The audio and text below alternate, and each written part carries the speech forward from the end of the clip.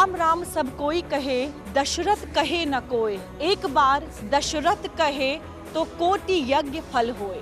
राम राम अयोध्या में आपका स्वागत है। मैं हूं दीप्ति शाही सिंह। प्रभु श्री राम की प्राण प्रतिष्ठा को लेकर अयोध्या में तमाम तरह की तैयारियां चल रही हैं।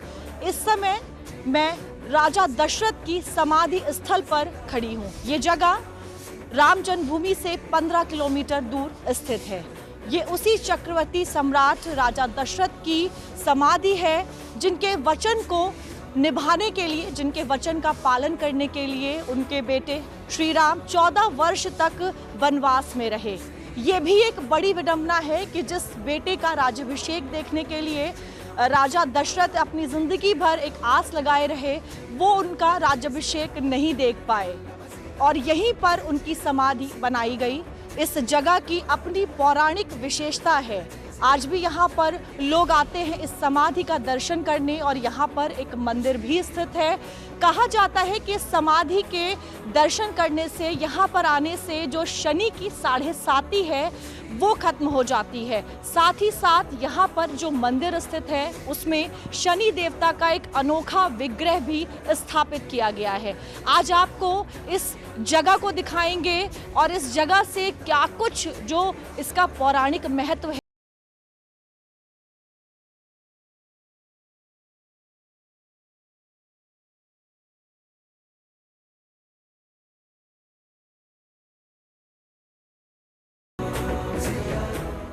और यही वो समाधि स्थल है जहां पर चक्रवर्ती सम्राट राजा दशरथ का दाह संस्कार किया गया था। आप देख सकते हैं ये जो 4 चरण पादुकाएं बनी हुई हैं, ये उनके बेटों की मानी जाती हैं। साथ ही साथ जो पिंडदान किया गया है उसके भी प्रतीक यहाँ पर बनाए हुए हैं और साथ में जो गुरु वशिष्ठ थे उनकी भी चरण पादुकाएं प्रतीक के रूप में यहाँ पर स्थापित की गई हैं। जब राजा दशरथ की मृत्यु हुई तो उनके बड़े बेटे प्रभु श्री राम वनवास पर थे, तो उनका जो दाह संस्कार है वो उनके बेटे भरत ने किया था। इस जगह की आज भी बहुत मान्यता है और किस तरह का जो पौराणिक इतिहास है, इसका क्या महत्व है, उसके बारे में जानेंगे। यहाँ के जो पीठाधीन महंत हैं पंडित संदीप दास जी, वो बताएंगे क्या कुछ इतिहास जुड़ा हुआ है इस जगह से। पंडित जी, क्या कुछ इतिहास, क्या कुछ महत्ता की बात की जाए वो इस जगह से जुड़ी हुई है? जय सिया राम। सबसे पहले हम आपको यह बताएंगे कि हमारे श्रद्धालु बाहर से आने वाले जितने हैं, हमारी अयोध्या लगभग 84 कोस में फैली हुई है जी। उसमें से भी जो अयोध्या हमारी मूल है, स्कंद पुराण के अनुसार एक मत्स्य आकार में है जी। किसी मछली को पूर्व पश्चिम दिशा में रख दिया जाए तो मछली का जो मुख वाला हिस्सा है वो है गुप्तार घाट, जहाँ पे श्री राम जी परम धाम को गए। वो भी एक हरी है, गुप्त हरी हृदय क्षेत्र। आज अयोध्या शहर में जितने पौराणिक तीर्थ स्थल हैं वह हृदय क्षेत्र है। अब जहाँ पे हम इस समय हम सब खड़े हुए हैं, जहाँ पे महाराज दशरथ जी का दाह संस्कार किया गया है, ये पूछ वाला हिस्सा है जो मछली के दोनों पर होते हैं। एक नंदीग्राम भरत कुंड, जहाँ पे भरत जी ने तपस्या किया था। दूसरा मख भूमि, जहाँ पे महाराज दशरथ जी ने पुत्र प्राप्ति के लिए यज्ञ किया था। ये हमारी अयोध्या की मूल जो स्कंद पुराण के अनुसार है। अब बात आती है कि चक्रवर्ती महाराज दशरथ जी का यहाँ पे दाह संस्कार क्यों किया गया। तो ये बात यह है कि जिस समय महाराज दशरथ जी का शरीर छूटा है, राम जी लक्ष्मण जी के साथ माता सीता जी तो वनवास ही चली गई थी। भरत और शत्रुघ्न जी थे, लेकिन उस समय वो भी ननिहाल में थे। वशिष्ठ जी के द्वारा दूत भेजकर उन्हें बुलाया गया। तो भरत और शत्रुघ्न जी वहाँ से जब यहाँ आते हैं तो भरत जी ने कहा हमारे पिताजी का अंतिम संस्कार ऐसे स्थान पर किया जाए जहाँ किसी अन्य का दाह संस्कार ना किया गया हो। उसके लिए जगह का शोध शुरू हुआ। वशिष्ठ जी के नेतृत्व में जितने आचार्य विद्वान इस कार्य में लग गए कि वह सबसे पवित्र भूमि कौन सी है जहाँ पे महाराज दशरथ जी का दाह संस्कार किया जा सके। तो ऐसा बताया जाता है कि ये तो सबको पता नहीं था कि यहीं पे महाराज का दाह संस्कार कर दिया जाए, तो शोध करने में समय लगा। तो उस समय तक शरीर को सुरक्षित रखने के लिए ऐसा बताया जाता है कि शरीर पूरी नौका में सरसों का तेल डाल के महाराज जी का शरीर उसमें रखा गया, जिससे शरीर सुरक्षित रह सके। और जितने आचार्य विद्वान इस कार्य में लग गए कि वह शोध करते करते कि जहाँ सबसे पवित्र भूमि है वहाँ पे महाराज का दाह संस्कार किया जाए। जब शोध करते करते जब यहाँ पर पहुँचे जहाँ इस समय हम सब खड़े हुए हैं, ये विल्लहरी घाट है।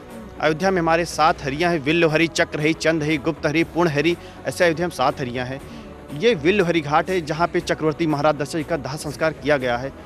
ऐसी मान्यता है। जब शोध करते करते जब यहाँ पर पहुँचे हैं तो हम सबको पता है कि हमारे सनातन धर्म में जब किसी का दाह संस्कार किया जाता है तो पहले चिता में 4 खूंटे लगाए जाते हैं, लेकिन यहाँ पर चक्रवर्ती सम्राट महाराजा दशरथ जी के दाह संस्कार करने के लिए केवल 3 खूंटे की ही पवित्र भूमि मिली थी, जहाँ पे किसी का दाह संस्कार नहीं हुआ था।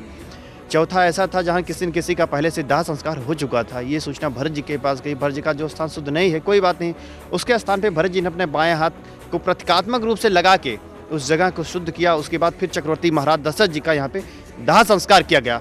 हम सबको पता है कि हमारे सनातन धर्म में जब किसी का दाह संस्कार कर दिया जाता है तो उस स्थल पे कुछ नहीं बचता है, इसलिए यहाँ पे एक समाधि स्थल प्रतीकात्मक रूप से बनाई गई है, जिनके ऊपर आप देख सकते हैं राम, लक्ष्मण, भरत और शत्रुघ्न जी के चरण पादुकाएँ हैं। दाह संस्कार के बाद जो हम सब में पिंडदान किया जाता है, ये पिंड वेदियाँ हैं। ये गुरु वशिष्ठ जी के चरण पादुका हैं। ये बड़ी से जो दिख रही है आप सबको, ये गुरु वशिष्ठ की चरण पादुका है। और पंडित जी, ये जो अस्त्र दिख रहे हैं, अस्त्र शस्त्र जो दिख रहे हैं, क्या ये भी राजा दशरथ के अस्त्र हैं क्या ये? इसके बारे में कहीं लेख नहीं है कि मतलब कब के हैं, लेकिन ये आदिकाल प्राचीन काल से, क्योंकि हमारी कई पीढ़ियों से महाराज जी की सेवा में हैं और आज तक जैसे जितने पूर्वज हमारे हुए हैं, गुरुजन हुए हैं, वो सब ऐसे ही देख रहे हैं। इसमें आज तक किसी भी प्रकार से आप यहाँ कहीं भी जंग नहीं देख सकती हैं और ये खुले में ही हमेशा ये अस्त्र शस्त्र हमेशा ऐसे रहते हैं। आज तक इसमें जंग नहीं लगा है। यानी जो ये अस्त्र है ये भी खास तरीके के हैं, आज तक इनमें जंग नहीं लगा। और पंडित जी, वो उधर सामने जो चरण पादुकाएं रखी हुई हैं, ये हमारी पौराणिक समाधि स्थल है जहाँ महाराज जी का दाह संस्कार किया गया है। ये प्रभु श्री राम जी का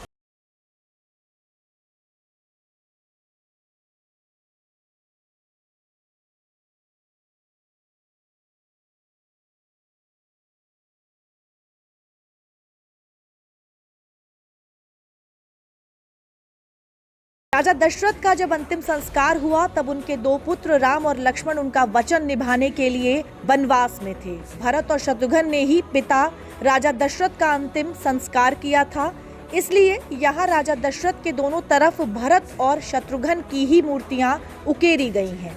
इस मंदिर में प्रभु राम की मूर्ति नहीं है। हालांकि राजा दशरथ के चारों बेटों की चरण पादुकाएं यहाँ प्रतीकात्मक तौर पर बनी हुई हैं।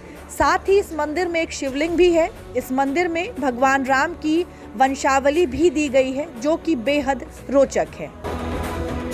और राजा दशरथ की समाधि स्थल पर ही एक मंदिर भी स्थित है और इस मंदिर में आप देख सकते हैं जो वंशावली रही है प्रभु श्री राम की पूरी, वो दी हुई है। किस तरह से जो राजा रहे इस वंश के, उनके नाम यहाँ पर दिए हुए हैं। सबसे पहले भगवान ब्रह्मा वंशावली में, जिनका नाम सबसे ऊपर, उसके बाद दूसरे नंबर पे जो मरीचि हैं वो इस कुल के राजा रहे, इस वंश के राजा रहे।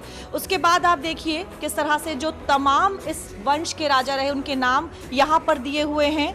जो 67वें राजा रहे वो राजा रघु थे और ये रघु सूर्यवंश के सबसे प्रतापी राजा थे और इनके बाद से ही इस वंश का नाम रघुवंश हो गया। तब से श्री राम के कुल को रघुकुल कहा जाने लगा, यहाँ पर साफ लिखा भी हुआ है। और 68वें जो राजा थे वो थे राजा अज। 69वें राजा की बात करें तो वो हुए चक्रवर्ती सम्राट महाराजा दशरथ और 70वें राजा राम हुए। चक्रवर्ती सम्राट महाराजा दशरथ के 4 पुत्र थे, राम, भरत, लक्ष्मण और शत्रुघ्न। प्रभु श्री राम सबसे बड़े थे तो राजा दशरथ के बाद उन्होंने ही सत्ता को संभाला।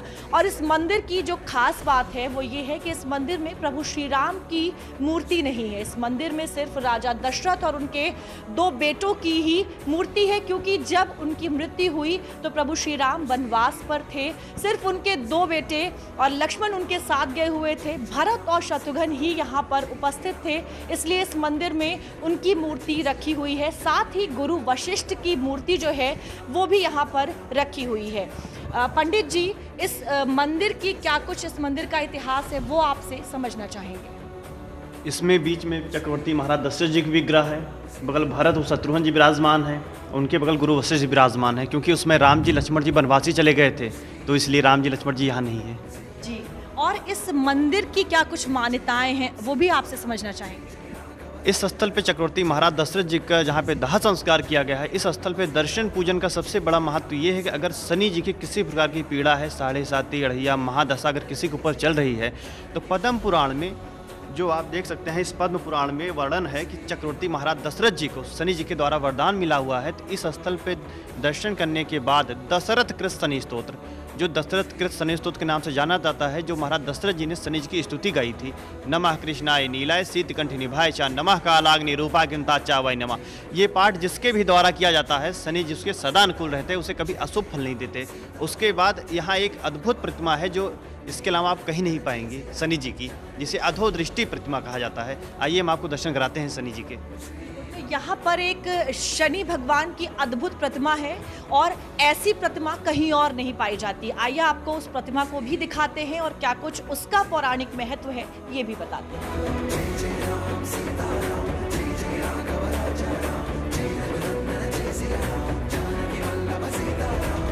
इस समय मैं शनि मंदिर में खड़ी हूँ और इस मंदिर में जो शनि देवता का विग्रह है वो अपने आप में अद्भुत है।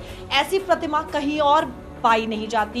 इस प्रतिमा की जो खास बात है वो आप देख सकते हैं कि जो ये प्रतिमा है, इनकी जो आंखें हैं वो पूरी तरह से बंद हैं, जो कहीं भी देखने को नहीं मिलता है। पंडित जी, क्या कुछ विशेषता है इस प्रतिमा की, आपसे समझना चाहेंगे? यह महाराज शनि जी की अधोदृष्टि प्रतिमा है, जिनकी दृष्टि पूर्णतया बंद है। आप देख सकते हैं ये शनि जी की जो विग्रह है ये पूरी तरह से बंद है। ऐसी विग्रह आपको कहीं नहीं दिखाई पड़ेगी, क्योंकि ऐसा कहा जाता है शनि जी की दृष्टि में दोष होता है, इनकी दृष्टि वक्री होती है, इनके सामने से प्रणाम नहीं करना चाहिए। तो पद्म पुराण के अनुसार जिसमें ऐसा वर्णन है कि इनका मूल स्वरूप जो होना चाहिए अधोदृष्टि, जिनके शनि जी की दृष्टि नीचे की तरफ हो, ऐसे शनि जी को प्रणाम है।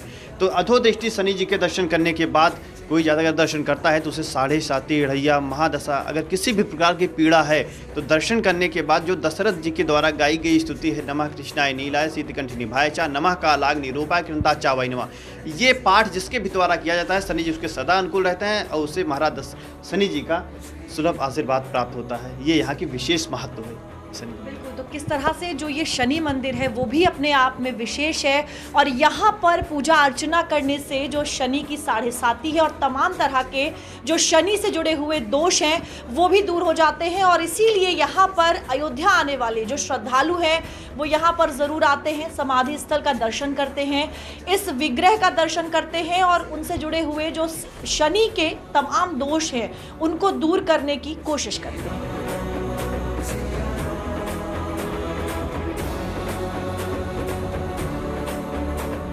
और अयोध्या में जब से राम मंदिर का निर्माण शुरू हुआ है तब से ही पूरी अयोध्या जो है उसका कायाकल्प हो रहा है। तमाम जो यहाँ के घाट हैं, तमाम जो जगहें हैं, उनका जो स्वरूप है वो बदला जा रहा है। एयरपोर्ट की बात करें, स्टेशन की बात करें, सभी जगहों का नवनिर्माण किया जा रहा है। हम जब अयोध्या शहर में आए, हमने ये शहर घूमकर देखा तो देखा किस तरह से जो यहाँ की सड़कें हैं उनको चौड़ा किया जा रहा है। इस मंदिर तक जब हम आए तो रास्ते में जो सड़क जिससे हम यहाँ पर पहुँचे उसका भी चौड़ीकरण किया जा रहा है, यानी कि जो सौंदर्यीकरण है अयोध्या का वो लगातार जारी है और उसी तरह इस मंदिर का भी जो कायाकल्प है वो किया जा रहा है। पंडित जी, ये बेहद पुराना मंदिर है, इसको और बेहतर बनाने के लिए, इसके सौंदर्यीकरण को लेकर किस तरह की जो योजनाएं हैं वो चल रही हैं?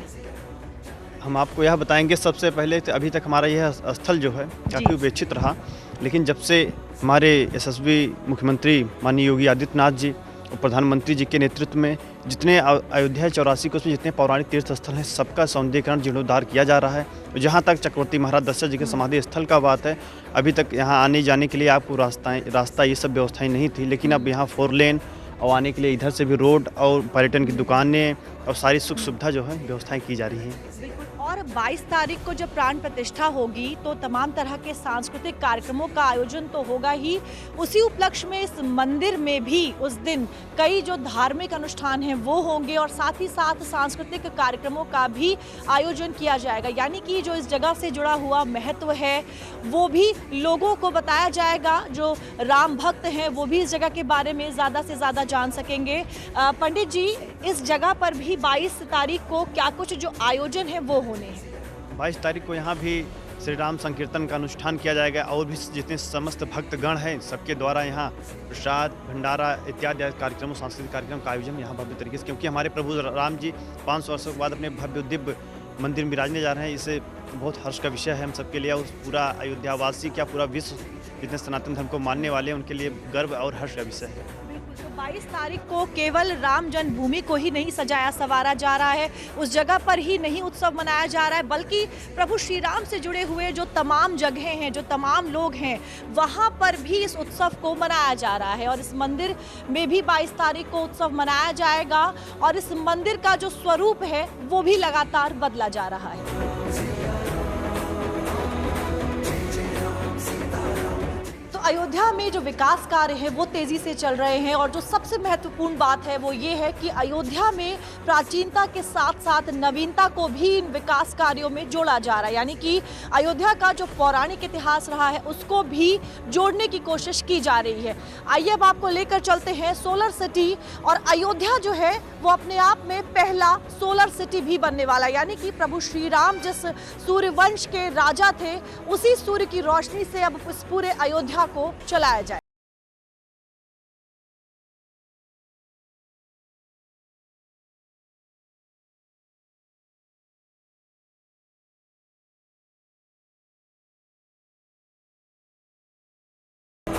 और मेरी दोनों तरफ आप जो सोलर प्लांट देख रहे हैं ये है आधुनिक अयोध्या। यानी 22 तारीख को जब राम मंदिर में प्राण प्रतिष्ठा होगी, उसके पहले अयोध्या जो है वो इसी सोलर प्लांट की रोशनी से जगमग होगा। जिस सूर्यवंशी कुल के प्रभु श्री राम थे, उसी सूर्य की रोशनी से जो पूरा अयोध्या है वो जगमग होगा। इस सोलर प्लांट में युद्ध स्तर पर काम चल रहा है, तेजी के साथ काम हो रहा है, ताकि प्राण प्रतिष्ठा से पहले जो तमाम अयोध्या की जो जगहें हैं वो यहाँ की रोशनी से जगमग हो, रोशन हो। और यूपी के जो सीएम है योगी आदित्यनाथ, उनका ये सपना भी है कि उत्तर प्रदेश जो है वो पूरी तरह से सोलर स्टेट बन जाए और अयोध्या उत्तर प्रदेश का पहला ऐसा शहर है जो सोलर सिटी बनेगा।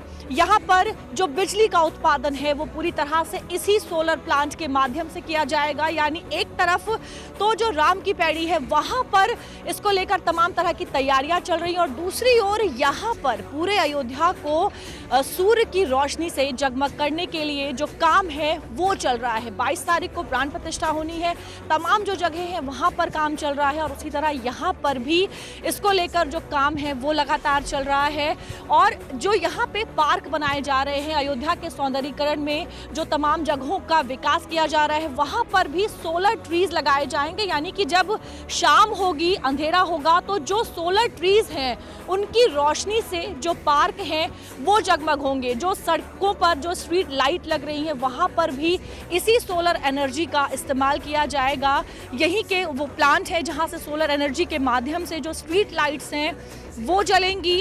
यानी पूरा जो अयोध्या शहर है वो अपने आध्यात्म के साथ साथ जो आधुनिकता कहा जा सकता है, जो विकास कहा जा सकता है, वहाँ पर वो उसका जो स्वरूप है वो बदलता हुआ नजर आएगा। और यहाँ पर इस समय युद्ध स्तर पर काम चल रहा है हम कह सकते हैं, क्योंकि 22 तारीख को प्राण प्रतिष्ठा होनी है और वो काफ़ी करीब वो दिन आने वाला है। तो जाहिर सी बात है कि जो काम है वो भी तेज़ी के साथ यहाँ पर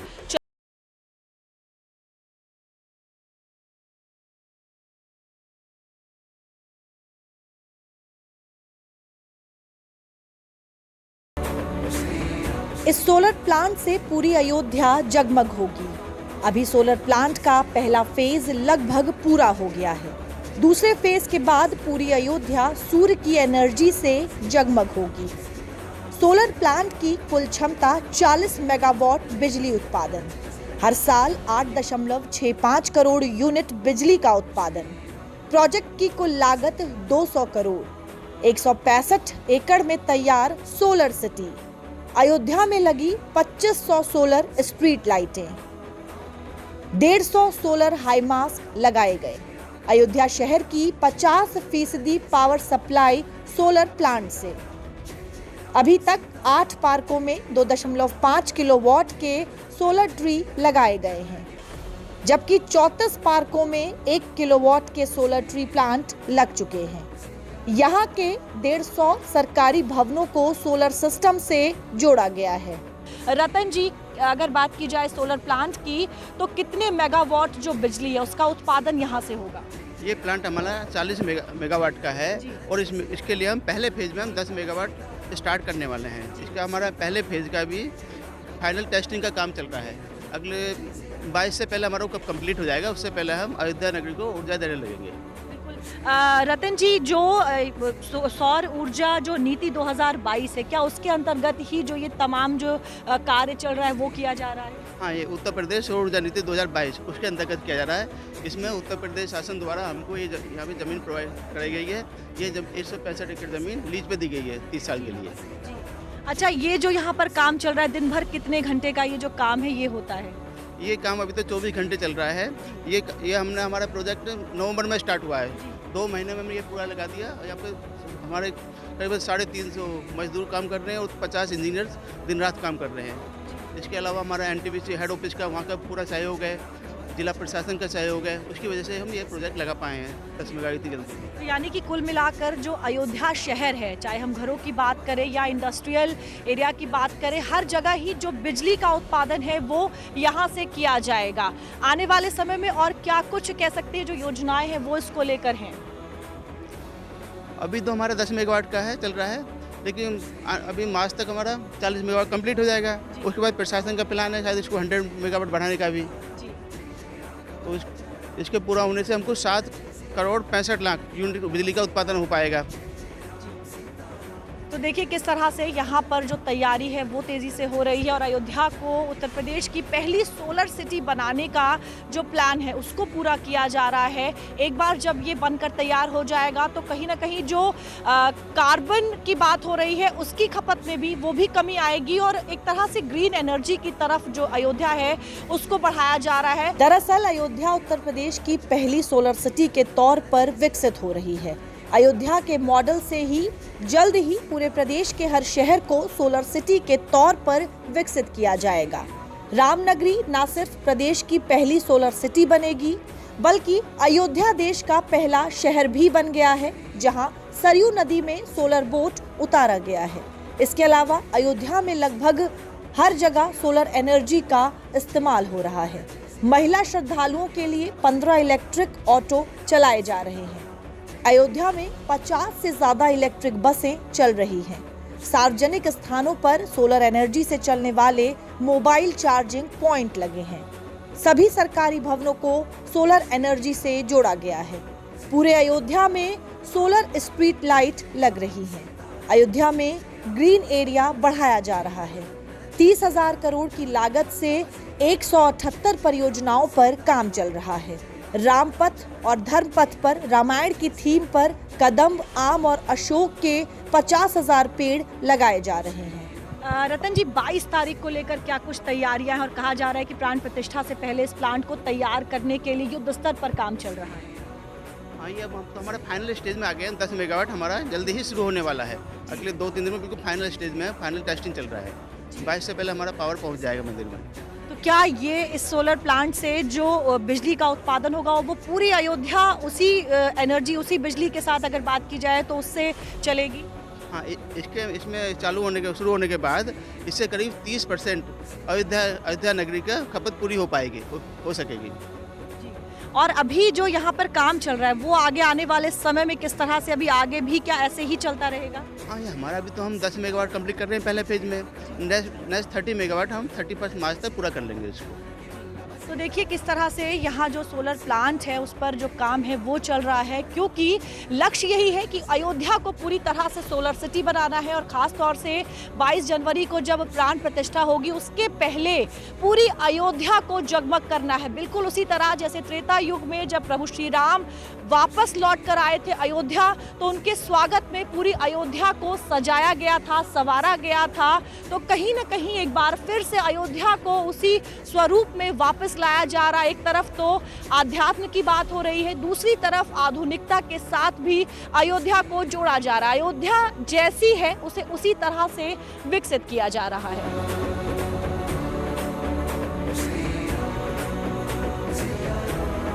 तो ऊर्जा नीति 2022 के अंतर्गत पूरे प्रदेश को ग्रीन एनर्जी के साथ, सोलर एनर्जी के साथ जोड़ने की जो तैयारी है वो की जा रही है और उसी रास्ते की तरफ एक ये भी जगह है जहां पर अयोध्या को सोलर सिटी के रूप में डेवलप करने के लिए एक बहुत बड़ा जो सोलर प्लांट है वो लगभग बनकर तैयार है। आने वाले समय में जो पूरी अयोध्या है वो सूर्य की रोशनी से चलेगी, सूर्य की रोशनी से जगमग होगी। और इसी तरह से आने वाले समय में जो उत्तर प्रदेश के अन्य शहर हैं उनको भी सोलर एनर्जी के साथ जोड़ा जाएगा, जो कार्बन उत्सर्जन है उसको कम किया जाएगा।